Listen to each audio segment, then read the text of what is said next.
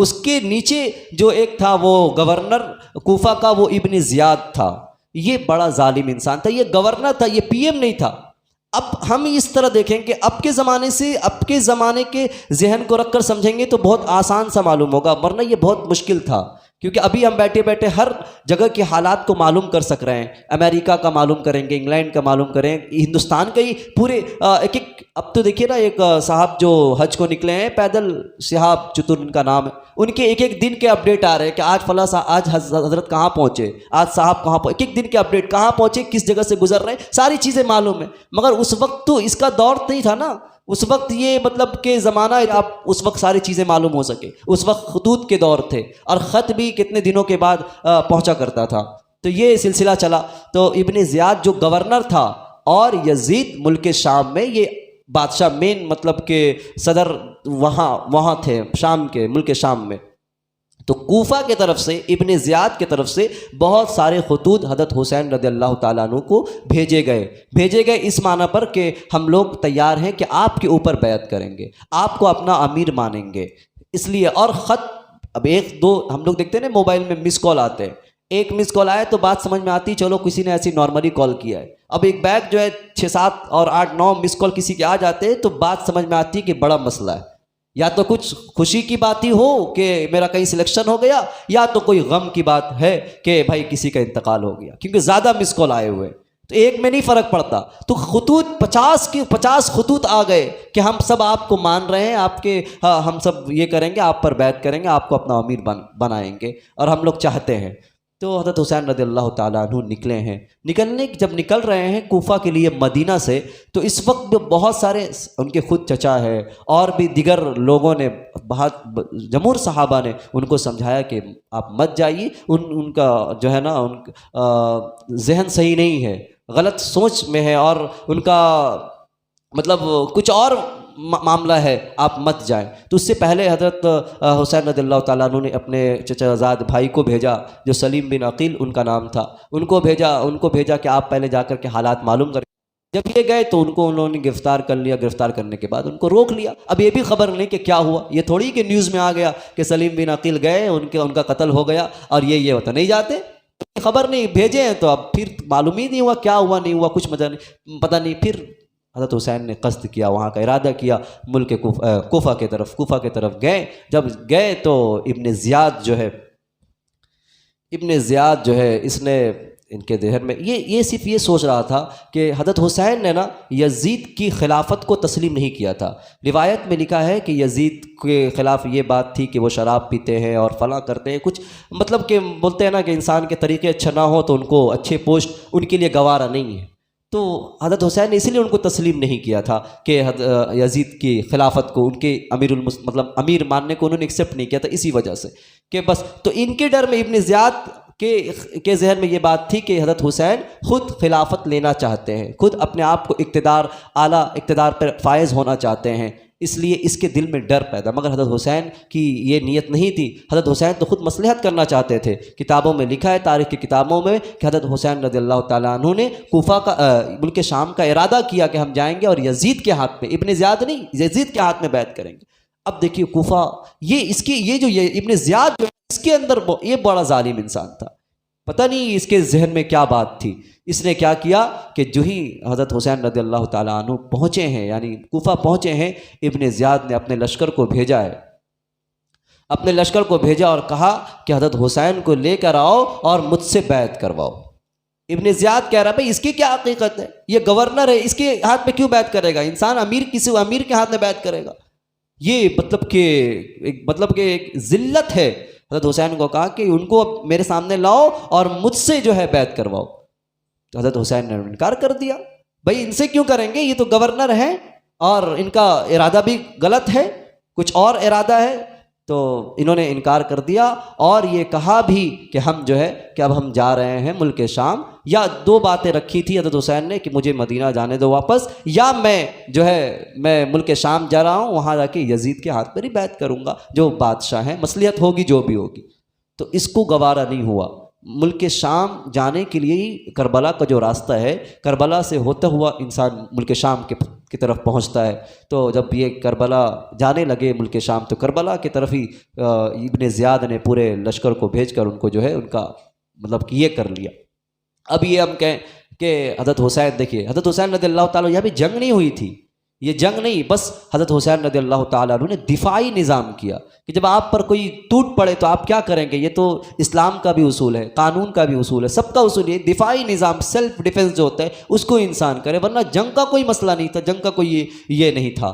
تو حضرت حسین رضی اللہ تعالیٰ عنہ کو جب انہوں نے, تھے بھی بہت تعداد میں بہت کم تھے, اور جو ہے اس وقت جتنے حضرت حسین رضی اللہ تعالیٰ عنہ کے ساتھ جتنے لوگ تھے, رجال تھے, مرد تھے, ساروں کا ان لوگوں نے قتل کر دیا, ساروں کو قتل کیا ہے. قتل کرنے کے بعد حضرت حسین رضی اللہ تعالیٰ پھر جو واقعہ ہے, اور دیکھیے بہت سارے واقعات ایسے کہ جو ہے کہ حضرت حسین رضی اللہ تعالیٰ عنہ سے جو مستورات تھیں, جو عورتیں تھیں, ان کے ساتھ جو ہے ان کے ساتھ بہت رپٹے کا مسئلہ ہے, یہ سب باتیں مطلب کہ جو غلط موضوع اور من گھڑت روایات پیش کی جاتی ہے, ایسی کوئی بات نہیں تھی. ایسا نہیں کہ ان کے ساتھ جو ہے چھڑخانی کی گئی ایسا, کیونکہ وہ خود مسلمان تھے, وہ سب سمجھتے تھے اسلامی قانون تھا اور خود مسلمان تھے, ایسا نہیں کفار تھے تو ان کے ساتھ یہ سب معاملہ پیش کیا جائے, ایسا کچھ واقعہ نہیں تھا. بس یہی تھا کہ یہ بہت بڑی بات ہے, میں بار بار کہہ رہا ہوں کہ شہادت ہی سب سے بڑی بات ہے اس واقعہ کے لیے کہ حضرت حسین رضی اللہ تعالیٰ رسول کی شہادت ہوئی اور ان کو شہید کر دیا گیا.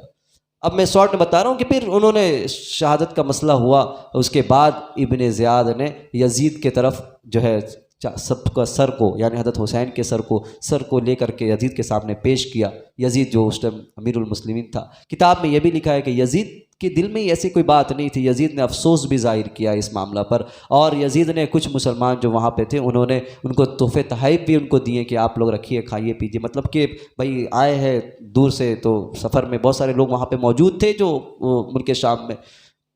مگر ایک چیز ہے, یزید کے تعلق سے ایک بات ملتی ہے کہ اس نے ایک چھڑی سے جب حضرت حسین رضی اللہ تعالیٰ عنہ کا سر جو لا کر رکھا تھا, اس چھڑی سے اس نے جو ہے حضرت حسین رضی اللہ تعالیٰ عنہ کے ہونٹ پہ حرکت دی تھی, ہونٹ پہ جو سر رکھے ہوئے اور ہونٹ کو ایسے کر کے حرکت دی تھی.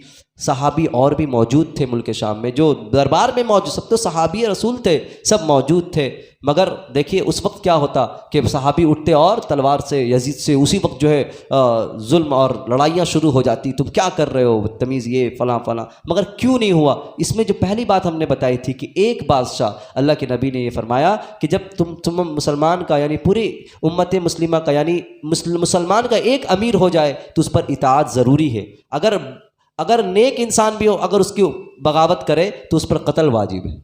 مطلب یہ کہ مسلم کمیونٹی کو اور مسلمان کو بچانا, ان کو اقتدار پر پہنچانا, ایک حکومت ہونے سے اس کی اقتدار اور وسعتیں ہوئی ہیں, بہت سارے ملک فتح ہوئے, مگر جب یہ ڈیوائیڈ ہونا شروع ہوا تو یہ امت ٹوٹتی چلی گئی, فلاں تھوڑے سے ادھر اور تھوڑے سے ادھر, اس کے اندر اب کوئی طاقت نہیں. یہ اپنی مطلب اس کی ہر چیز موجود ہونے کے باوجود بھی تھوڑی طاقت ان کے پاس, تھوڑی طاقت ان کے پاس, تھوڑی طاقت ان کے پاس, تو کوئی فائدہ نظر نہیں آ رہا. یہی سب لوگ ایک جگہ جڑے ہوئے جب تک رہتے تو ساری طاقتیں مل کر ایک سپر پاور بن سکتی تھی. یہی ٹوٹنے کی وجہ سے سارے صحابہ خاموش.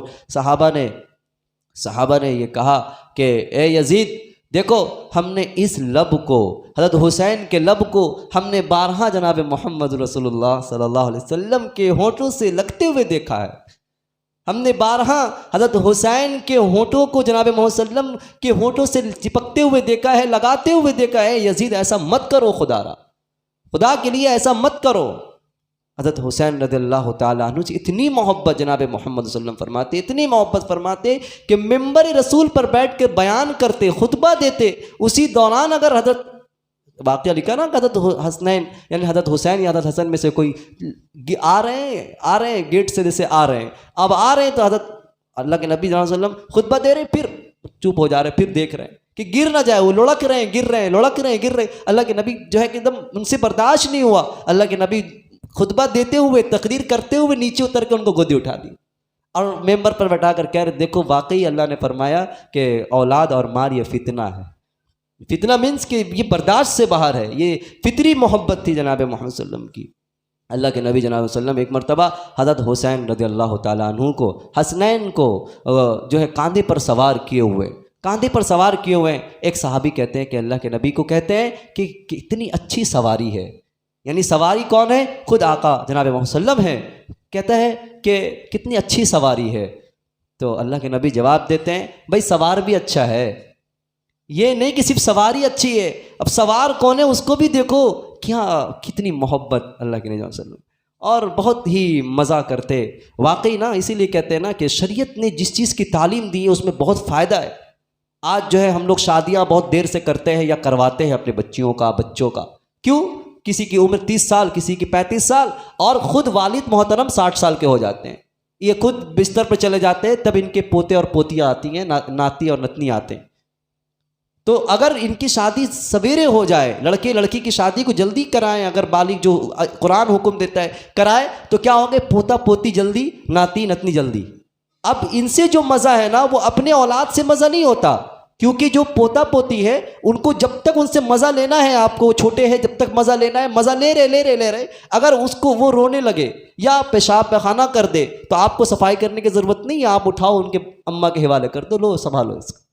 ورنہ اپنا بچہ ہو تو اس کو بھی صفائی بھی کرواؤ، پھر اس کی مشقتیں بھی جھیلنی ہوتی ہے. مگر پوتا پوتی میں یہ مسئلہ نہیں ہے، ناتی نتنی میں یہ مسئلہ نہیں ہے. بس جہاں پریشان کرے ماں کے حوالے کر دو، جہاں پریشان کرے بھائی کے باپ کے حوالے کر دو، بھائی بچوں کو سمجھاؤ، بس خالی مزہ ہم کو لینا ہے. اور واقعی یہ فطری محبت ہوتی ہے باپ پوتا پوتی سے اور ناتی نتنی سے. یہ اسلام کا طریقہ ہے. اسلام ہمیں ہر جگہ انجوائے کرنا سکھاتا ہے، مزہ لینا سکھاتا ہے. مگر نہیں، ہم تو وہ کام کریں گے جو غیروں کا کلچر ہے. اور دیکھیے زنا عام ہو رہا ہے نا. ایک چیز کا جو غلط اثر ہے اس کا یہی اثر ہے. ہر چیز کا 2 اثر ہوتے ہیں، اچھا اثر اور برا اثر.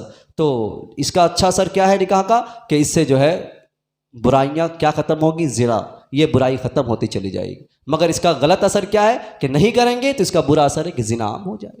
زنا عام ہو رہا ہے تو دیکھیے آپ اپنے معاشرے میں ہم سب محاسبہ کر سکتے ہیں کتنا عام ہو چکا ہے. یہ فیشن بھی بن چکا ہے آج کے ڈیٹ میں. ہم یہ کہنا چاہتے ہیں کہ ہم سب کو کیا کرنا ہے، سب سے پہلے کوئی چیز ہمیں وہ کیا ہے؟ فرض سے ہم جڑ جائیں گے تو نیچے کی جتنی چیزیں ہیں ہم آرام سے کر سکیں گے، اس پہ لطف اندوز ہو سکیں گے، اس سے مزہ لے سکیں گے، اس کو کرنے بھی مزہ آئے گا. ورنہ چھوٹی چھوٹی چیز نیچے کی اس میں اتنا ملوث ہو جائیں گے فرض چھوڑ کر، تو پھر فرض کی توفیق نہیں ملے گی، پھر ہمیں پکڑ ہو جائے گی. آخری بات یہ کہ جو حضرت حسین رضی اللہ تعالیٰ عنہ کی شہادت کا واقعہ کہاں پہ ہوا، انسیڈنٹ جو ہوا وہ کہاں پہ ہوا؟ وہ سجدے میں ہوا. آخری میسج بھی حضرت حسین دیکھیں گے کہ دیکھو ساری چیزیں گوارا کر لینا، مگر نماز نہیں چھوڑنا. یہ میرے نبی کے، میرے نانا کی آنکھوں کی ٹھنڈک نماز ہے. یہ میسج، آخری میسج حضرت حسین رضی اللہ تعالیٰ عنہ ہم لوگوں کو ملا. ہم لوگ عمل تو کریں. ہم لوگ صرف نام کی محبت کرنے والے دعویٰ کر رہے ہیں. بس وہی ایک واقعہ لاسٹ میں آپ کو ایک بات بتاتا ہوں، بس یہی